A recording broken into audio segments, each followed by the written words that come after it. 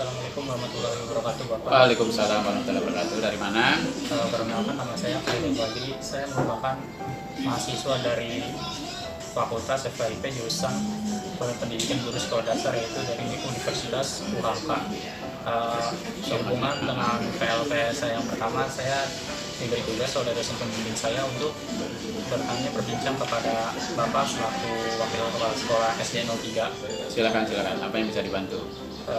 Ada beberapa pertanyaan yang mau saya sampaikan ke Bapak. Yang pertama itu tentang karakteristik umur peserta didik Bapak di SDN Penjaringan 03 ini seperti apa? Oh iya, rata-rata karakteristik di SD Penjaringan 3 ini karena lingkungannya dan keluarga yang di bawah, dari menengah ke bawah, itu karakteristiknya semangat belajar ada, tapi perhatian untuk orang tua itu kurang memperhatikan bagaimana siswa itu belajar, kesulitannya gitu. Semua diserahkan ke guru.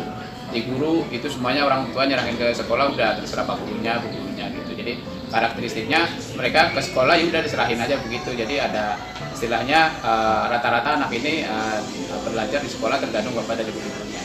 Setelah di rumah tidak lagi ditanya PR-nya apanya gitu. Jadi kurang, karena mungkin mereka kesibukannya ya orang tua karena ekonomi yang mungkin itu. Diserahkan kepada guru dan para orang tua murid ini kurang.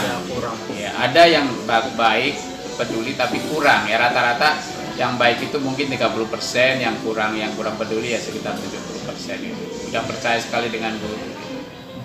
Pak, saya ingin bertanya tentang struktur organisasi sekolah ini dan tata kerja di sekolah ini seperti apa? Iya, organisasi di sekolah itu kepala sekolah dibantu oleh 3 wakil, 1 kurikulum yang untuk kesiswaan, yang ketiga saspras, sarana dan prasarana yang melengkapi untuk kebutuhan di sekolah. Kemudian ada yang disebut komite sekolah, itu mitra kepala sekolah untuk berkomunikasi dengan orang tua siswa. Kemudian tata cara kerjanya itu kita di SD 3 ini ada tata usaha yang membantu administrasi di sekolah itu ada 5 orang. Kemudian guru kelas ada 43, guru bidang studi ada 5 guru agama, 5 guru olahraga jadi ada 10. Kemudian petugas kebersihan ada 4, petugas keamanan ada 2. Jadi di sini ya sekitar itulah susunan organisasinya. Masuk kalau yang biasa ya itu jam 6:30 sampai jam 3 sore barangkali itu. Untuk tata tertib yang ada di sekolah ini tuh contohnya seperti apa? Iya. Ya, tata tertib di SD Penjaringan 3 ini pertama untuk guru itu berpakaian PDH ya. PDH itu hari Senin, Selasa biru, kemudian Rabu pramuka, Kamis batik, hari Jumat itu encim ya, pakaian adat Betawi. Kemudian untuk siswa Senin, Selasa putih merah, hari Rabu pramuka, Kamis batik, dan hari Jumat baju muslim. Kemudian aturan jam kerjanya itu masuk 6:30, pulang jam 3. Kemudian ada siswa-siswa yang masuknya jam 11 atau setengah 12 itu bisa pulang jam 4, jam 4 seperempat gitu. Karena keterbatasan ruangan. Jadi peminat terlalu banyak, kemudian ruangannya masih terbatas, jadi masih ada yang masuk jam setengah 12, itu pulang jam 4 seperempat. Jadi dibagi 2 shift ya? Iya, 2 shift ya. Pembagian 2 shiftnya itu nanti bergantian kan antara yang pagi dari siang, dari siang ke pagi atau seterusnya? Sementara ini seterusnya, kecuali kelas 1-2 ya. Kalau 1-2 itu bergantian, masuk pagi jam 6:30, besok minggu depan masuk jam 9, bergantian begitu, tukar api-api gitu. Kelas 1 sama kelas 2 saja? Iya. Untuk kegiatan seremonial formal di sekolah ini bisa menjelaskan seperti apa? Ya, kalau untuk kegiatan itu di sini ditanamkan untuk literasi ya, literasi sekolah itu biasanya di awal itu kita pembiasaan masuk sekolah dengan salam, dengan menyapa, kemudian kita baris di depan halaman, kita berdoa, kemudian kita disampaikan kultum, kemudian ada lagu-lagu daerah. Nah, kemudian begitu masuk ke kelas itu udah disiapkan waktu sekitar 5 atau 10 menit itu membaca membaca di buku pelajaran-pelajaran itu dibaca sebagai bekal pengetahuan. Ya sumbernya itu bermacam-macam. Ada buku pelajaran, ada buku perpustakaan. Nah, pembiasan-pembiasan itu yang mudah-mudahan kedepannya anak jadi gemar membaca dan mau bertanya ke pengetahuan yang mereka belum kuasai. Kemudian di sini karakteristik yang paling menonjol itu adalah anak-anak ini sudah mulai siap untuk menjaga kebersihan masing-masing.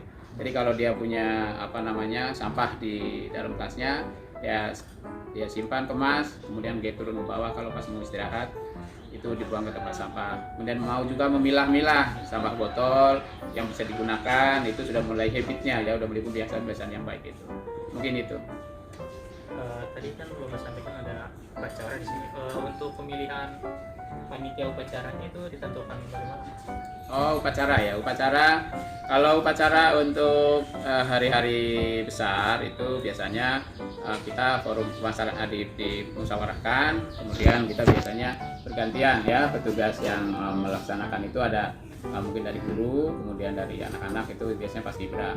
Kalau dari guru, untuk pembina upacara yang rutin tiap hari Senin itu bergantian, disusun jadwal, misalnya di bulan awal Juli Agustus ini dari kelas 6. Nah, nanti terus berurutan bergantian sampai ke kelas 1. Setiap minggunya bergantian. Kemudian untuk itu untuk pembina ya. Kemudian untuk anak-anaknya yang pendukung upacara itu yang paskibra itu latihan. Biasanya kan latihannya sekolahnya hari Rabu, kemudian mereka latihan lagi hari Jumat untuk fix supaya pengibaran bendera itu berjalan lancar gitu. Pak, untuk setiap akhir bulan atau tahunnya diadakan rapat atau tidak untuk membahas evaluasi kinerja mengajar pembelajaran? Oh iya, kita mengadakan rapat evaluasi itu kalau secara briefing ya, itu setiap akhir pekan itu briefing, misalnya ada kendala-kendala apa. Kemudian sebulan sekali itu rapat masih di ruangan guru ini, itu rapat tentang tadi misalnya kendala-kendala apa yang dihadapi, kemudian apa mungkin ada hal-hal anak yang misalnya ada kendala yang tidak masuk terus, nggak bisa dihubungi, kemudian dia lama tidak bisa membaca, kita saling sharing itu. Kemudian kalau rapat untuk evaluasi biasanya per triwulan ya, 3 bulan sekali itu khusus membahas semuanya dari A, misalnya tadi kendala-kendala itu dibahas, kemudian nyari jalan keluarnya, kemudian kita dengan dibimbingan dari pengawas itu langsung kita dapat arahan di mana kesulitan kita ada guru juga yang mungkin punya ide-ide yang baik, kita ikuti gitu, untuk perbaikan ke depannya. Untuk kegiatan non akademik di sekolah ini seperti kegiatan ekstrakurikuler itu seperti apa saja Pak di sini? Ya, pertama sekolahnya itu paskibra ya. Paskibra itu melatih kedisiplinannya. Kemudian ada marawis, mereka membutuhkan hiburan-hiburan tapi dengan olahraganya. Kemudian ada eskulnya sepak bola kecil itu ya, kayak futsal. Kemudian ada pencak silat, ada karate, kemudian ada murotal dari segi macam baca Al-Quran itu kegiatan di sekolahnya di sini. Tadi dari ada drum band juga ya, drum band ya. Jadi dari sekian banyak ekstrakurikuler yang ada di sekolah ini, bisa Bapak ini nggak menjelaskan tentang beberapa prestasi yang dicapai oleh beberapa kegiatan ekstrakurikuler yang ada di sini? Ya, pertama paskibra itu sudah sampai juara di tingkat Jakarta Utara, itu meraih dari cara tata upacara, kemudian kerapihan berbaris-berbarisnya itu dapat juara. Kemudian dari pencaksilat itu dapat juara 2 di putrinya. Kemudian bulu tangkis itu juara 2. Kemudian futsal itu selalu alhamdulillah itu kegiatan di tingkat Jakarta Utara itu dan kecamatan dan wali kota itu ada antara juara 1, juara 2, juara 1, juara 2 itu dapat. Kemudian kalau yang kejuaraan yang lain mungkin kayak itu baca Al-Quran baik ya, kayak MTQ itu kita juga dapat juara. Mungkin itu kejuaraan. Jadi saya mau nanya sebelumnya, mohon maaf dulu nih Pak. Tadi saat perjalanan saya menuju sekolah ini, saya tidak sengaja melihat tempat pembuangan sampah sementara tidak jauh dari lokasi sekolah 03 ini. Apa menurut Bapak itu mengganggu proses belajar mengajar di sini? Ya, keberadaan sampah penampungan sementara itu memang mengganggu.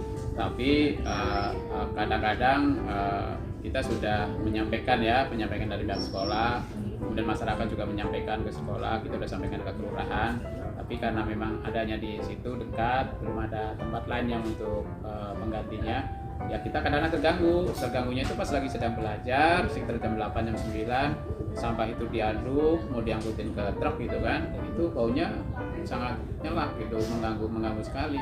Ya itu memang sangat mengganggu. Hanya ya sampai saat ini ya kita masih berusaha untuk mengingatkan kepada para yang berkaitan lah ya, yang berwenang itu untuk dipikirkan supaya kegiatan belajar mengajar tidak terganggu baunya sampah gitu mungkin itu. Tadi kan keberadaan sampah itu kan jadi bau, kan secara tidak langsung mengganggu kesehatan siswa dan para pegawai nih Pak. Iya. Ya saya menanya tentang praktik atau pembiasaan yang ditanamkan sekolah ini, pembiasaan positif apa saja yang ditanamkan sekolah ini untuk meningkatkan kesehatan dan kesadaran diri.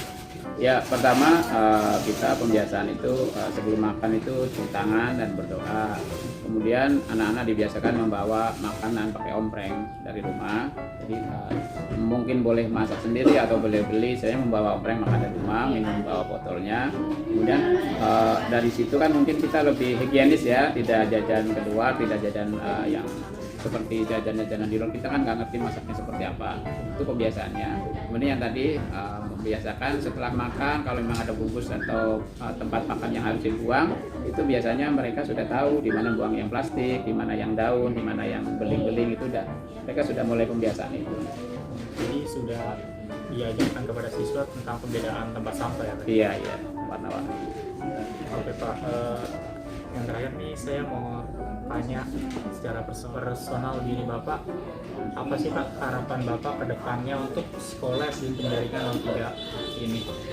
Ya, saya Bapak berharap SD Penjaringan 03 ini anak-anaknya tumbuh mandiri, tahu tentang dirinya sendiri, ya, mau menjaga dirinya sendiri untuk sehat, bagaimana pembiasaan cuci tangan, kemudian makan yang tertib sambil duduk makannya, kemudian dia makan makanan yang dimasak, itu kemudian dia punya disiplin diri juga. Hasil dari kalau dia kan misalnya udah latihan dengan eskul yang paskibra, yang lain-lain itu kan membentuk dirinya disiplin. Dengan disiplin itu mereka insya Allah kedepannya jadi orang yang berhasil, mungkin itu ke depan harapannya. Saya rasa sudah cukup atau sudah banyak mengenai saya bertanya Bapak tentang sekolah SD Penjaringan 03 ini. Saya rasa kita cukupkan saja wawancaranya pada hari ini.